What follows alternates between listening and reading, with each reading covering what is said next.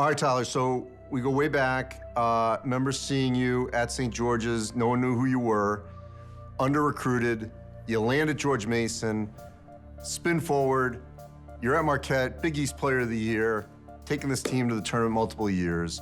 How did this happen? That's a question I asked myself, too. My dad, we had went on a visit soon after there. He's like, I think you should commit there. I think it was my junior year or something like that. And first offer I got, he had no clue. He didn't know any better because he'd never been through this process. And looking back on that now to where we are and where we are at this moment, it's been pretty special. And I couldn't ever imagined it. What was the most difficult part of this journey? I'd say jumping up a level from George Mason to Marquette. I went through some struggles early on there and kind of digging myself out of that hole and crawling back up to kind of the top of the mountain in college basketball was something that I'm really proud of. Very coachable. You had a great relationship with Shaka Smart. You were an extension of him in a lot of different ways. How did that work? He kind of sets the culture, and I bought in right away. If your leaders are bought into the head coach's message and what he's all about, then everybody else will fall in line as well. And I knew that from very early on when I first got there. I came in with him, and he was trying to set the foundation, set the culture right from day one.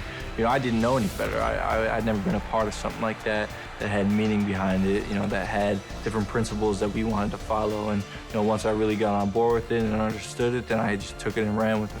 This journey that you're on, getting to the NBA, each step of the way, I felt like you got more and more confident.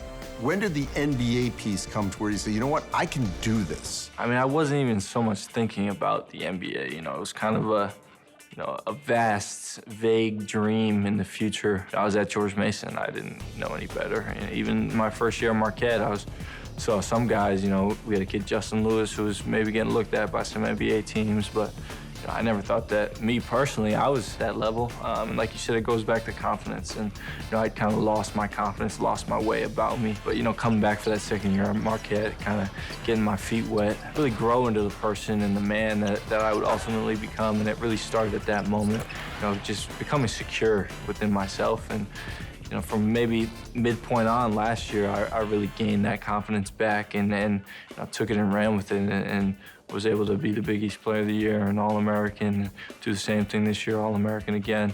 But the NBA stuff really, Coach Smart had always said, oh, you're not coming back next year. From the get-go, he said that. And I was like, right at the beginning of the season last summer, I was like, what are you talking about? I'm here till the end of the line. I'm running through a wall for you. And it kind of became more and more realistic as the season went on.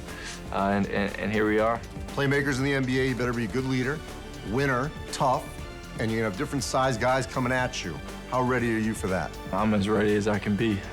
My whole life I've been that kind of underdog, that gritty toughness.